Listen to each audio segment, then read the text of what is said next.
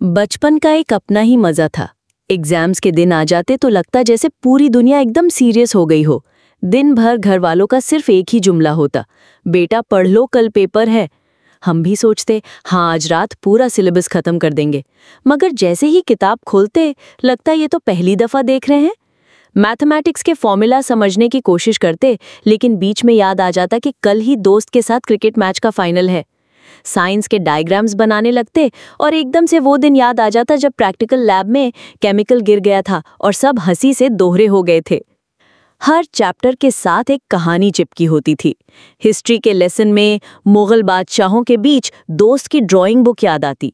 Geography पढ़ते पढ़ते school का वो पिकनिक ट्रिप याद आ जाता जब हमने दरिया के किनारे चप्पल उतार के पानी में पैर डाल दिए थे। रात बढ़ जाती, नींद से आंखें बोझल होने लगती, लेकिन दिमाग में किताब का एक जुमला भी ठीक से नहीं बैठता। अचानक घड़ी देखते 1 बज चुका होता और हम सोचते बस आधा घंटा और फिर पूरा पढ़ लूंगा। मगर वो आधा घंटा सिर्फ दोस्तों के मजे याद करते गुजर जाता।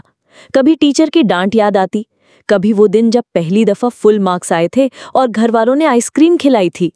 और फिर पता ही नहीं चलता, रात ढल जाती, किताब वैसी की वैसी बंद पड़ी होती, मगर दिल में एक अजीब सा सुकून होता, क्योंकि उस रात हमने सिर्फ सिलेबस नहीं, अपनी पूरी स्कूल लाइफ दोबारा जी ली होती। शायद इसीलिए कहते हैं बचपन के एग्जाम की असली तैयारी सिर्फ किताबों में नहीं, हमारी यादों के पन्ने भी पूरे पड़े होते थे।